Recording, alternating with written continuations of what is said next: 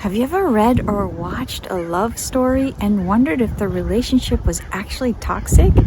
That is exactly what happened to me when I read The Age of Innocence by Edith Wharton.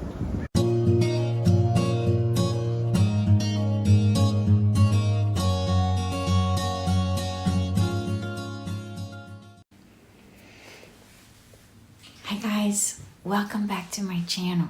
Today we are talking about The Age of Innocence by Edith Wharton.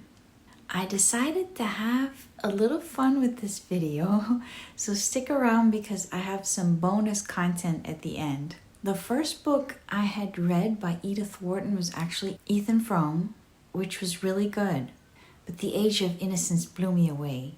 The story follows a young man in his 20s, Newland Archer, who is about to propose to his girlfriend May, but then May's cousin, Countess Olenska, comes back from Europe after separating from her husband, and Newland becomes interested in her.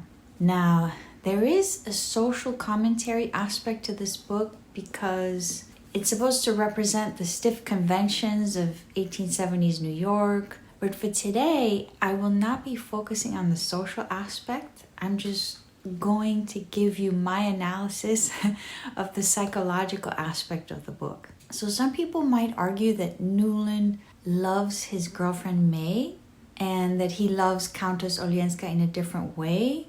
Some people might say he is fond of May, but he has fallen in love with Countess Olenska. That sounds like an acceptable description at first glance, but I would argue that what's really going on is that Countess Olenska's actions and words are in fact manipulative. An example of that is her behavior when Newland sends her flowers. Other people have also sent her flowers and she has sent them thank you notes. However, she doesn't mention the flowers to Newland and she doesn't send him a thank you note. And if you notice, this is a source of anxiety for him. He didn't sign his name on the card that comes with the flowers, so he wonders if maybe she didn't know who the flowers were from. There is a lot of preoccupation in his mind about this. And if you look at it from a biochemical standpoint, his stress hormones are rising because of this. When he thinks, maybe she didn't know the flowers were from me, this is basically a rationalization. This is something the mind does to fix the confusion and the doubt. I would be interested to know your thoughts on this. Have you ever been in a situation where someone's behavior made you feel confused and your mind was constantly trying to rationalize the events in your head? Let me know in the comments. Now, one day, he sees her at the theater and starts talking to her about the play, which involves a love story. Suddenly, she turns to him and asks him if he thinks the character in the play would be likely to send flowers to his love interest. And she mentions the exact flowers that he had sent her. Newland is taken by surprise. He blushes. He's in shock because up to that point, she had not mentioned the flowers. Also, the tone in her voice is suddenly like an intimate tone, making him feel like they have a close connection to each other. Again, from a biochemical perspective, this is now like a rush of dopamine. Newland feels flooded with emotion after a long period of anxiety and preoccupation. That contrast is what triggers his passionate feelings. But it is not, in my opinion anyway, a healthy attachment. To me, this is manipulation, not love. So the way I look at the whole story, his relationship with May is more shallow physical attraction that didn't have a strong foundation because they don't have the same values and the same interests.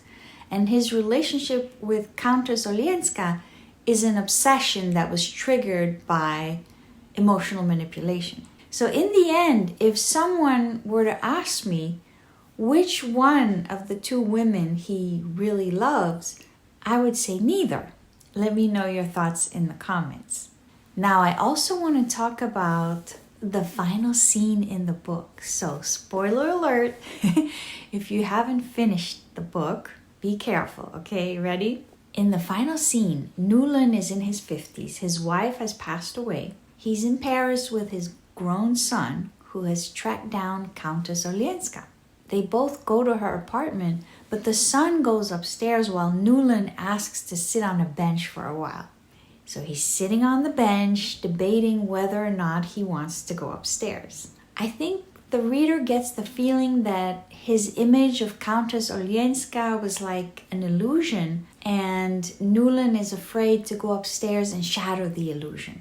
What if her appearance has changed? What if she is not the way he remembered her? So when he gets up and walks away, it's understood that he's decided he wants her to remain in his memory the way she was. And I guess there's something romantic about that in a way. The point I would like to make is this. What if his fear of shattering the illusion was just part of the reason why he didn't go upstairs? Let me take you back to the early days of Newland's life. If you remember how his mother is described in the book, she was always worried about what people would think. She kept inviting this one guy to dinner because he knew all the gossip. Her greatest fear was to commit a social blunder. So think about how having this type of mother affected Newland. For example, you can imagine that if a rich kid at school was mean to him, his mom would likely have told him, "Oh, that's okay. Try to be nice to him. His family is very powerful," etc., etc. So you can see how the subliminal message to her own child is basically appearances and society's opinion are more important than your feelings. This is a harmful message for a child to receive because it puts a background program in the child's mind that basically says, my feelings are not important. So I would argue that another part of the reason why he gets up from the bench is that he unconsciously believes that he doesn't deserve a second chance at happiness in a relationship. A question I have for you as the viewer is this. Have you ever felt like you were on the verge of taking a chance, but you felt like something held you back? Let me know in the comments. Okay guys, and now for the bonus content. After I finished reading the book, I started imagining a sequel to the story. The way I imagined it, Newland comes back the next day, and this time he does go upstairs. It could be because he couldn't sleep the night before, or it could be because he was no longer afraid, but for whatever reason, he goes upstairs. At first, he's happy to see Countess Olenska, and they talk about New York, and she seems excited to see him. But then he starts noticing something that wasn't there before. Or could it be that it was there all along, but his younger self never noticed? It's something in her tone. She has a condescending tone when she speaks to him, and after a while it becomes unbearable. So in the end, he goes back to New York, and something inside of him feels broken. The illusion has been shattered, and the vague daydreaming and half-hoping that had been a part of him all these years is no longer there. Everything is affected. His appetite, his sleep, he feels empty and spirals down into a depression. The following spring, he starts reading books again after a long reading slump. And somehow it's helpful to him because he feels more connected to the characters in the books than ever before.